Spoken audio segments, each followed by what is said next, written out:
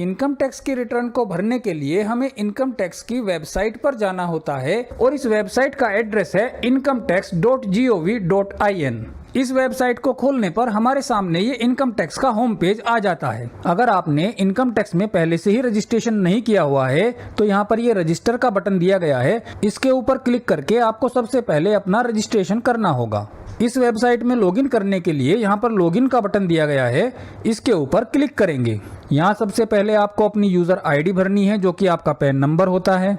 इसको भरने के बाद यहाँ कंटिन्यू के ऊपर क्लिक करेंगे। यहाँ पर सबसे पहले आपको सिक्योर मैसेज के साथ जो ये बॉक्स दिया गया है इसके ऊपर क्लिक करना है और यहाँ अपने पासवर्ड को भर के कंटिन्यू के ऊपर क्लिक करना है। यहाँ पर ये डैशबोर्ड आपके सामने आ जाता है। 2022-23 का जो फाइनेंशियल ईयर है जो 31 मार्च 2023 को एंड हुआ है, जिसके लिए जो करंट ईयर 2023-24 चल रहा है ये असेसमेंट ईयर है। इस फाइनेंशियल ईयर या 2023-24 के असेसमेंट ईयर के लिए जो रिटर्न भरनी है उसके लिए हम यहाँ फाइल नाउ का जो बटन दिया गया है उसके ऊपर क्लिक करेंगे। रिटर्न भरने के लिए सबसे पहले हमें असेसमेंट ईयर को सेलेक्ट करना है। इसके लिए हम यहाँ पर क्लिक करेंगे और 2023-24 करंट असेसमेंट ईयर को सेलेक्ट कर लेंगे। इसके बाद हम ऑनलाइन मोड को सेलेक्ट करेंगे और कंटिन्यू के बटन को प्रेस करेंगे। अगर हमने पहले से ही कोई इनकम टैक्स रिटर्न इसमें भर रखी है, इनकम्प्लीट है, तो वो यहाँ पर ड्राफ्ट के फॉर्म में आपको दिखाई देगी। लेकिन क्योंकि हम पहली बार ही इस रिटर्न को भर रहे हैं इस फाइनेंशियल ईयर के लिए, तो यहाँ पर कोई ड्राफ्ट सेव नहीं है और हम न्यू फाइलिंग को स्टार्ट यहाँ से करेंगे। न्यू फाइलिंग का यहाँ पर बटन बना हुआ है, इस बटन को हम प्रेस करेंगे। इसके बाद आपको 3 ऑप्शन मिलते हैं। आप इनकम टैक्स की जो रिटर्न है वो इंडिविजुअल कैपेसिटी में भर रहे हैं या हिंदू अनडिवाइडेड फैमिली के लिए भर रहे हैं या फिर अदर्स के लिए भर रहे हैं। अभी जो हम चर्चा करेंगे वो इंडिविजुअल के फॉर्म में। जो गवर्नमेंट एम्प्लॉइज हैं वो इंडिविजुअली अपनी सबको रिटर्न फिल करनी होती है, तो इंडिविजुअल की कैपेसिटी में हम इस रिटर्न को फिल कर रहे हैं। इंडिविजुअल को हम यहाँ पर सेलेक्ट करेंगे और कंटिन्यू के बटन को प्रेस करेंगे। इसके बाद हमें ITR फॉर्म की टाइप को सिलेक्ट करना है, जिसके लिए यहाँ पर सेलेक्ट ITR फॉर्म के ऊपर क्लिक करेंगे। इसमें ITR 1, 2, 3 और ITR 4 के ऑप्शन दिए गए हैं। इसमें से हम ITR 1 को सेलेक्ट कर लेंगे और प्रोसीड करेंगे ITR 1 के साथ। इस बटन के ऊपर क्लिक करेंगे तो यहाँ पर ये 3 स्टेप दिखाता है कि 3 स्टेप में आपको अपनी रिटर्न को फाइल करना है। सबसे पहले स्टेप में आपको अपनी जो डिटेल्स हैं उनको वैलिडेट करना है, दूसरे स्टेप में आपको उसे कंफर्म करना है और तीसरे स्टेप में आपको सबमिट करना है। लेट्स गेट स्टार्टेड का यहाँ पर बटन दिया हुआ है जिससे हम आगे प्रोसीड करेंगे। अब यहाँ पर ये पूछ रहा है कि आपको इनकम टैक्स रिटर्न फाइल क्यों करनी है, क्यों आप इसको फिल कर रहे हैं। तो इसके लिए 3 ऑप्शन दिए गए हैं, जिसमें पहला ऑप्शन है कि taxable income is more than basic exemption limit. जो बेसिक एग्जम्पशन लिमिट है वो 2,50,000 की है, यानी कि 2,50,000 तक कोई टैक्स नहीं लगता है। अगर किसी व्यक्ति की इनकम 2,50,000 से कम है तो उसको इनकम टैक्स रिटर्न को फाइल करने की कोई आवश्यकता नहीं है। लेकिन अगर उससे ज्यादा है तो उसको इनकम टैक्स रिटर्न को फाइल करना है। तो हम यहाँ पर इस ऑप्शन को सेलेक्ट कर लेंगे कि हमारी जो टैक्सेबल इनकम है वो बेसिक एग्जम्पशन लिमिट से ज्यादा है। इसको सेलेक्ट करने के बाद हम यहाँ पर कंटिन्यू के बटन को प्रेस करेंगे। इसमें बोल रहा है कि आप इसको अच्छी तरह से पढ़ लें और कंफर्म करें कि सारी डिटेल ठीक से भरी गई हैं। इसको यहाँ पर हम ओके कर देंगे। इनकम टैक्स रिटर्न में जो डिटेल्स हैं वो 5 हिस्सों में डिवाइड की गई हैं। इसमें पहला पॉइंट है पर्सनल इंफॉर्मेशन का, दूसरा है ग्रॉस टोटल इनकम, तीसरा है टोटल डिडक्शंस, चौथा है टैक्स पेड और पांचवा है टैक्स लायबिलिटी। इसमें जैसे ही आप इस पेज पर आते हैं केवल पर्सनल इंफॉर्मेशन का जो लिंक है यही एक्टिवेट होता है। इसके बाद के जो चारों लिंक हैं ये डीएक्टिवेट होते हैं। इसका मतलब ये हुआ कि आप स्टेप बाय स्टेप ही इस रिटर्न को फिल करेंगे। तो सबसे पहले हमें पर्सनल इंफॉर्मेशन को चेक करना है, वेरीफाई करना है और कंफर्म करना है। इसके लिए हम इसके ऊपर क्लिक करेंगे। इसके ऊपर क्लिक करने के बाद आपकी पर्सनल इंफॉर्मेशन का पेज खुल जाता है, जिसमें आपका name, PAN number, date of birth और आधार नंबर दिया गया है। इसी के साथ आपका कॉन्टैक्ट डिटेल भी इसमें दी गई है। अगर ये कॉन्टैक्ट डिटेल ठीक है तो आप इसको ऐसे ही रहने देंगे। अगर इसमें आपको कोई चेंज करना है तो इसके राइट में एडिट का ऑप्शन दिया गया है, इस बटन को आप क्लिक करेंगे और आपका जो मोबाइल नंबर है, ईमेल एड्रेस है या रेजिडेंशियल एड्रेस है, इसको आप यहाँ पर करेक्ट कर देंगे। करेक्ट करने के बाद सेव के बटन को प्रेस करेंगे। इस तरीके से आपकी जो कॉन्टैक्ट डिटेल हैं वो एडिट हो जाएंगी। कॉन्टैक्ट डिटेल को अपडेट करने के बाद यहाँ से नेचर ऑफ एम्प्लॉयमेंट को सेलेक्ट करेंगे, जिसके ऑप्शन इस प्रकार से हैं। इसमें जो ऑप्शन दिए गए हैं वो central government, state government, public sector undertaking, pensioners, others और नॉट एप्लीकेबल यानी कि फैमिली पेंशन वाले। इसमें अगर सेंट्रल गवर्नमेंट के एम्प्लॉय हैं तो वो सेंट्रल गवर्नमेंट को सेलेक्ट करेंगे, इस रिटर्न को सेक्शन 139(1) के अंदर फिल करेंगे और इस ऑप्शन को सेलेक्ट कर लेंगे जो कि ऑलरेडी सिलेक्टेड है। इसके बाद यहाँ पर एक बहुत ही इंपॉर्टेंट ऑप्शन है जो कि आपको ध्यान रखना है कि यहाँ पर आप इस रिटर्न को न्यू टैक्स रिजाइम में फिल कर रहे हैं या ओल्ड टैक्स रिजाइम में फिल कर रहे हैं। इन दोनों में जो मुख्य अंतर है वो डिडक्शंस का है। नए टैक्स रिजाइम में किसी प्रकार के डिडक्शन को अलाउ नहीं किया गया है, केवल जो गवर्नमेंट कंट्रीब्यूशन होता है एनपीएस एम्प्लॉय के संबंध में उसी को ही अलाउ किया गया है, बाकी कोई डिडक्शन अलाउ नहीं है। जबकि ओल्ड टैक्स रिजाइम में स्टैंडर्ड डिडक्शन भी है, एग्जम्पशंस भी हैं और सेविंग्स की डिडक्शंस भी हैं। तो यहाँ पर ध्यान रखने वाली बात यह है कि अगर आप अपनी रिटर्न को पुराने टैक्स के हिसाब से जमा करना चाहते हैं तो इस ऑप्शन को नो करेंगे, और अगर आप नए टैक्स के स्लैब के हिसाब से इसको जमा करना चाहते हैं तो इस ऑप्शन को यस करेंगे। फिलहाल मैं इस ऑप्शन को नो कर रहा हूँ। इसके बाद आप अपनी बैंक डिटेल्स को यहाँ पर चेक करेंगे। यहाँ पर जो आपके ऑलरेडी एडिड बैंक अकाउंट होते हैं वो यहाँ पर दिए जाते हैं। अगर आपने बैंक अकाउंट को ऐड नहीं कर रखा है तो यहाँ ऐड अनदर का बटन है, इससे आप बैंक अकाउंट को ऐड कर सकते हैं। जो बैंक अकाउंट आप यहाँ पर ऐड करेंगे उनमें से किसी एक बैंक अकाउंट को आपको रिफंड के लिए भी सिलेक्ट करना होगा। इसके लिए यहाँ पर ये बटन दिया गया है जो ब्लू कलर में फिलहाल दिखाई दे रहा है। अगर इसको एक बार हम क्लिक करते हैं तो ये इनएक्टिव हो जाता है और दोबारा क्लिक करते हैं तो ये एक्टिवेट हो जाता है, और इसके बाद इस डिटेल को हम कंफर्म कर देंगे। जैसे ही ये डिटेल कंफर्म करते हैं पर्सनल इंफॉर्मेशन के सामने कंफर्म्ड का नोटिफिकेशन आ जाता है। जैसे ही पहला पॉइंट कंफर्म होता है दूसरा पॉइंट जो ग्रॉस टोटल इनकम का है ये एक्टिवेट हो जाता है। इसकी डिटेल्स को कंफर्म करने के लिए इसके ऊपर हम क्लिक करेंगे। जैसे ही क्लिक करते हैं तो सैलरी से एग्जम्पशंस के बारे में आपसे कंफर्मेशन लेता है। इनमें आपको यस नो के जो ऑप्शन हैं वो सेलेक्ट करने हैं, जहां पर जो पॉइंट दिए गए हैं वो इस प्रकार से हैं कि अगर आपने टूर या ट्रांसफर पर कोई एग्जम्पशन लेना है तो उसके लिए आपको यस करना है, और एग्जम्पशन नहीं लेना है तो इसको नो करना है। अगर आपको कोई स्पेशल कंपनसेटरी अलाउंस या चिल्ड्रन एजुकेशन अलाउंस की छूट लेनी है या हॉस्टल अलाउंस की एग्जम्पशन लेनी है तो इसको यस करना है, अदरवाइज इसको नो करना है।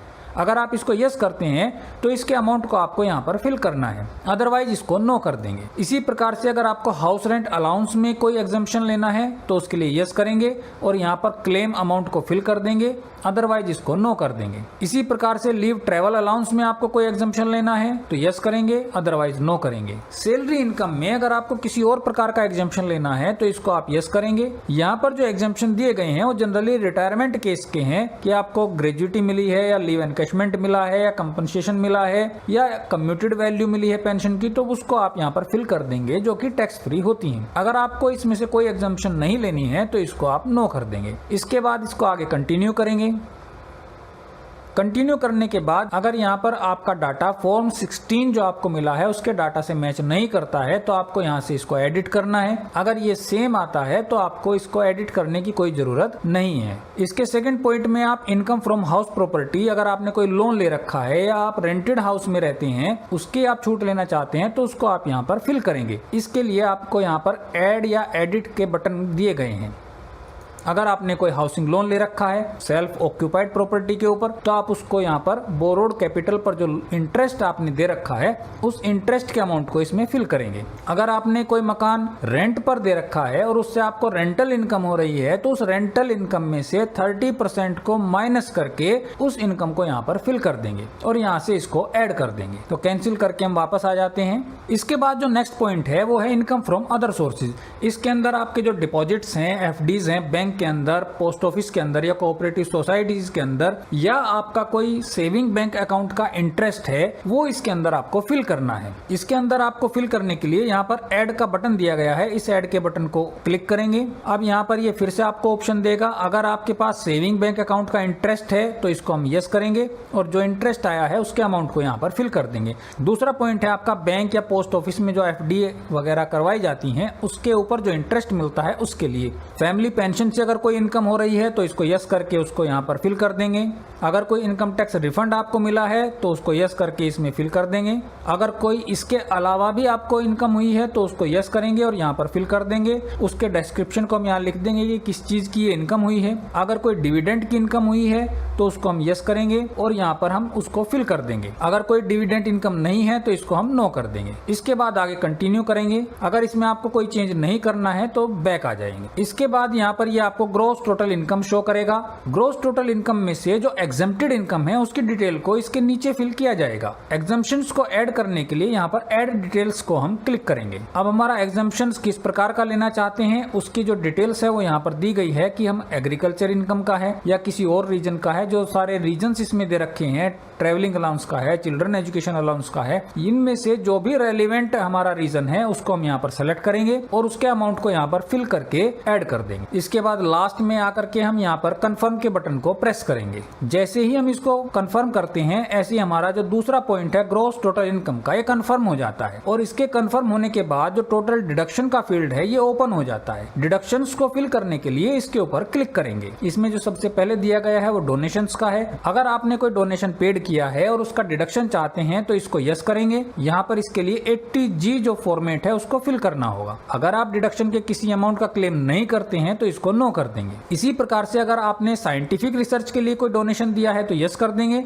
अगर आप सेक्शन 80GG में कोई डिडक्शन चाहते हैं तो इसको यस करेंगे और उसके अमाउंट को यहाँ पर फिल करेंगे। सेक्शन 80C में आपको कोई डिडक्शन लेनी है तो यस करेंगे, उसके अमाउंट को यहाँ पर फिल करेंगे। 80C के अंदर सेविंग करने की जो लिमिट है वो 1,50,000 रुपए की, तो मैक्सिमम आप इसके अंदर 1,50,000 की डिडक्शन ही ले सकते हैं। अगर आप एनपीएस के अंदर कवर्ड एम्प्लॉय हैं तो आप 80CCD2 में जो एम्प्लॉयर का कंट्रीब्यूशन होता है उसकी डिडक्शन ले सकते हैं। उसके लिए आपको यहाँ पर यस करना है और उसके अमाउंट को फिल करना है। अगर आप एनपीएस के एम्प्लॉय नहीं है तो इसको आपको नो करना है। सेक्शन 80D जो कि मेडिकल एक्सपेंडिचर से रिलेटेड है, इसकी अगर आपको कोई छूट लेनी है तो आप इसको यस करेंगे। इसके लिए आपको शेड्यूल 80D को फिल करना होगा। हायर एजुकेशन के लिए जो लोन लिया जाता है उसके इंटरेस्ट की जो छूट है वो सेक्शन 80E में मिलती है। अगर आपको ये डिडक्शन लेना है तो इसको यस करेंगे और इसमें जो इंटरेस्ट पेड किया गया है हायर एजुकेशन लोन के ऊपर उसके अमाउंट को यहाँ पर फिल कर देंगे। इसके अलावा किसी प्रकार का डिडक्शन है तो उसके लिए यस करेंगे।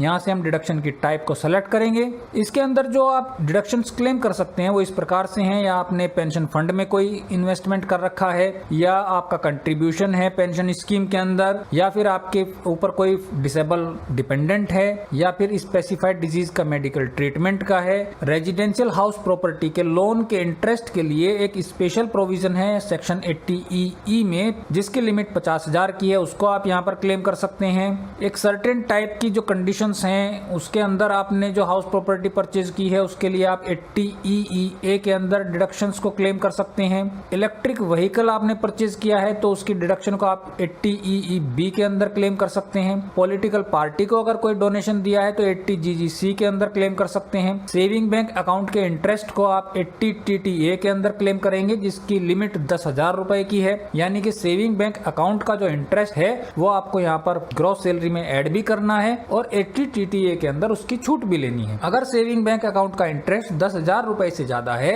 तो 10,000 से इन एडिशन जितना अमाउंट होता है उसके ऊपर आपको टैक्स पे करना होगा। अगर रिटर्न फाइल करने वाला सीनियर सिटीजन है तो वो 80TTB के अंदर अपनी छूट को क्लेम करेंगे। जो पर्सन्स डिसेबिलिटी वाले हैं उनको 80U के अंदर 75,000 या 1,25,000 की छूट मिलती है, उसको आप यहाँ पर क्लेम करेंगे। जो भी छूट आपको यहाँ पर क्लेम करनी है उसके लिए आपको इसे चेक करेंगे और इससे रेलेवेंट अमाउंट को यहाँ पर फिल कर देंगे। अगर आपको ऐसी कोई डिडक्शन नहीं लेनी है तो सिंपली इसको नो कर देंगे और आगे कंटिन्यू करेंगे।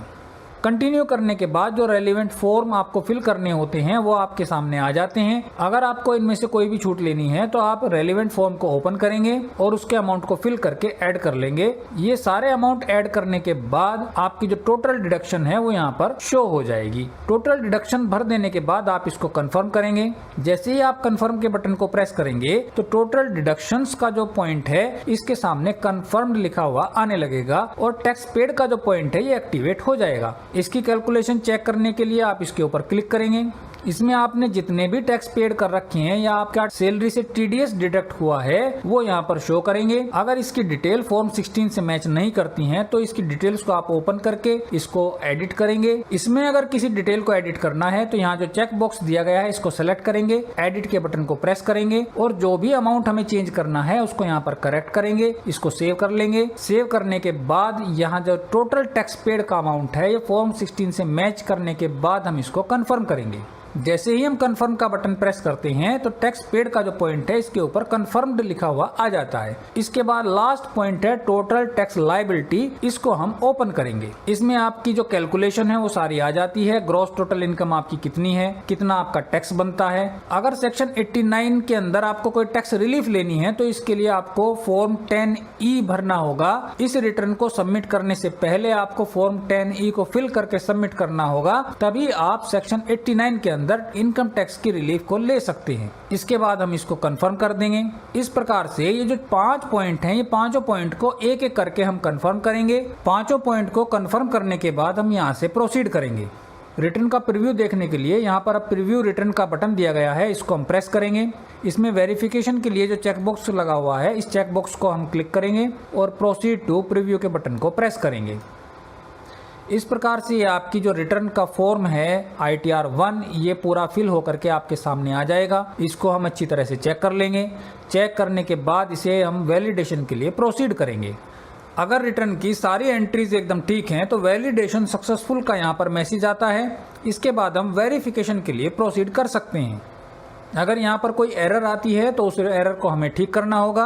उसके बाद फिर से हम इसको वैलिडेट करेंगे और जब वैलिडेशन सक्सेसफुल हो जाएगा इसके बाद हम वेरिफिकेशन के लिए प्रोसीड करेंगे। वेरिफिकेशन के लिए 3 ऑप्शंस हैं, या तो हम साथ के साथ ही ई वेरीफाई कर दें, या फिर दूसरे ऑप्शन में हम इसे 120 दिन के अंदर ई वेरीफाई कर दें, या फिर तीसरा ऑप्शन दिया गया है कि आप इस इनकम टैक्स रिटर्न के एक्नॉलेजमेंट को डाउनलोड कर लें, उसके ऊपर सिग्नेचर करके इनकम टैक्स डिपार्टमेंट को 120 दिन के अंदर पोस्ट कर दें। इनमें से जो भी ऑप्शन आपको लेना है उसको आप सेलेक्ट करेंगे और कंटिन्यू करेंगे। मान लेते हैं आपको साथ के साथ ही इसको ई वेरीफाई करना है, तो पहले ऑप्शन को आप सेलेक्ट करेंगे और यहाँ से कंटिन्यू करेंगे। ई वेरिफिकेशन के जो ऑप्शंस हैं वो यहाँ पर दिए गए हैं। इसमें सबसे पहला ऑप्शन है कि आधार के साथ जो मोबाइल रजिस्टर्ड है उसके OTP के थ्रू आप इसको वैलिडेट करें। दूसरा ऑप्शन है कि डिजिटल सिग्नेचर सर्टिफिकेट के माध्यम से इसको वेरीफाई करें। तीसरा ऑप्शन है कि नेट बैंकिंग के थ्रू आप EVC इलेक्ट्रॉनिक वेरिफिकेशन कोड को जनरेट करें, या फिर बैंक अकाउंट की डिटेल्स के साथ आप EVC को जनरेट करें और उससे इसको वेरीफाई करें, या आपके पास कोई डीमैट अकाउंट है तो उसके थ्रू आप EVC यानी कि इलेक्ट्रॉनिक वेरिफिकेशन कोड को जनरेट करके उससे वेरीफाई करें।